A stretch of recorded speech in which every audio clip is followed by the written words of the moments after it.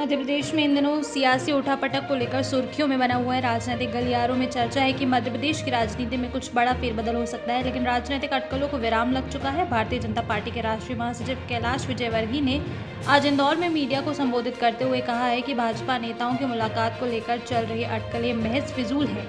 ये सब सामान्य बात है, मीडिया कुछ भी कहानी बना रही है, सब बकवास है। कैलाश विजयवर्गीय ने आगे कहा है कि यह एक सामान्य मेल मुलाकात है। कोविड में लोगों के पास काम कम है, वो अपने राजनीतिक संबंध मधुर कर रहे हैं। नेतृत्व को लेकर उन्होंने कहा कि शिवराज सिंह चौहान के नेतृत्व में ही राज्य चलेगा। जब मीडिया ने विजयवर्गीय से सीएम बनने की बात कही तो उन्होंने कहा कि मैं अन्य कामों में अभी व्यस्त हूँ। अभिनेता सुशांत सिंह राजपूत की 14 जून को पहली पुण्यतिथि आने वाली है। इसके पहले इस केस में एक बार फिर हलचल तेज हो गई है। बीते दिन इस मामले में अभिनेत्री रिया चक्रवर्ती का एनसीबी को दिया गया बयान सामने आया था। वहीं अब एनसीबी को दिए गए रिया चक्रवर्ती के बयान में सारा अली खान और सुशांत को लेकर एक चौंका देने वाला खुलासा हुआ है। रिया चक्रवर्ती के इस बयान में लिखा गया है कि सारा रिया के साथ मरजुआना जॉइंट पिया करती थी। कई मौकों पर हमने साथ में ऐसा धूम्रपान भी किया है। वो मुझे मरजुआना जॉइंट दिलाया करती थी। देश भर में कोहराम मचाने वाली कोरोना महामारी की दूसरी लहर पर अब ब्रेक लगता दिखाई देने लगा है। जहां एक और रोज मिलने वाले संक्रमितों की संख्या में लगातार गिरावट दर्ज की जा रही है, तो वहीं इस महामारी से ठीक होने वाले लोगों की संख्या भी लगातार बढ़ती जा रही है।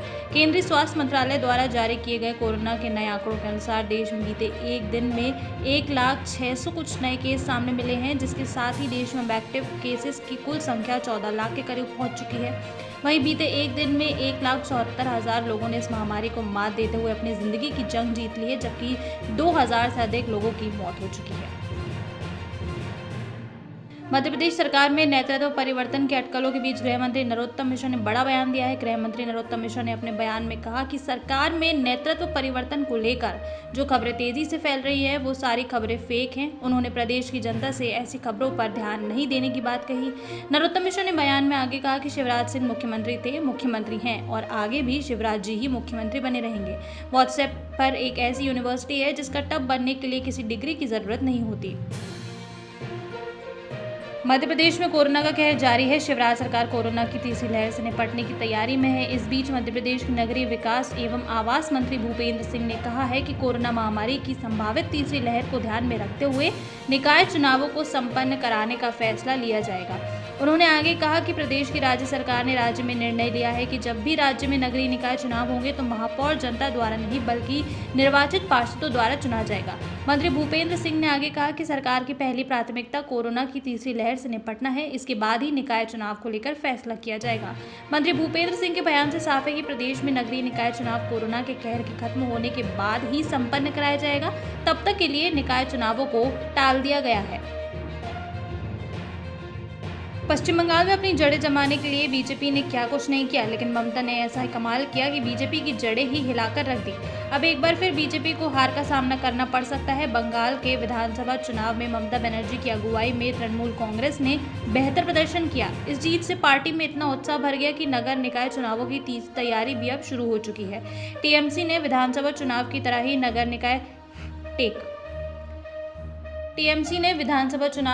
नगर निकाय चुनाव में बीजेपी को जबरदस्त फटकनी देने का प्लान बनाया है। विधानसभा चुनाव के बाद ममता की नजर अब नगर निकाय चुनाव पर टिकी है।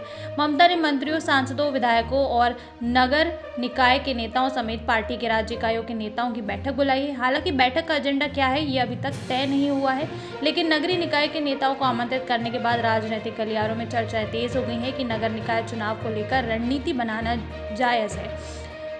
कोरोना महामारी की वजह से 100 से ज़्यादा नगरीय निकाय के चुनाव टले हुए हैं। ज़्यादातर निकायों को तत्कालीन नगर पालिका पार्षदों के प्रशासकों के वोट के जरिए चलाया जा रहा है, इसलिए लगातार चुनाव की मांग उठ रही है, लेकिन आयोग ने अभी तक कोई फैसला नहीं लिया है। आपको बता दें कि नगर पालिका चुनाव आयोग राज्य ने आपको बता दें कि नगर पालिका चुनाव राज्य चुनाव आयोग के जरिए आयोजित किए जाते हैं और तारीखें राज्यपाल सरकार के परामर्श से तय की जाती हैं। अब टीएमसी ने आयोग से जल्द चुनाव कराने की मांग की है। इसके साथ ही नेताओं ने जीत का दम भी भरा है। नेताओं का कहना है कि विधानसभा चुनाव की तरह इस चुनाव में भी जबरदस्त जीत हासिल करेंगे। यहाँ तक कि नेताओं ने 100 से ज़्यादा सीटें अपने पाले में करने का लक्ष्य रखा है। इस टारगेट से बीजेपी को फिर मात देने का लक्ष्य रखा गया है। यात्रियों से भरी एक ट्रेन हादसे का शिकार हो गई है। घटना में अब तक 30 लोगों की मौत हो चुकी है, जबकि 50 से अधिक लोग घायल बताए जा रहे हैं। घटना पाकिस्तान के सिंध प्रांत के धारकी शहर के पास की बताई जा रही है। यहाँ दो ट्रेनों की आपस में टक्कर होने से बड़ा हादसा हो गया है। घटना में अब तक 30 लोगों की मौत हो चुकी है, जबकि 50 से ज़्यादा लोग घायल हो चुके हैं। घटना की जानकारी पाकिस्तान के मशहूर न्यूज़ पोर्टल डॉन डॉट से दी गई है।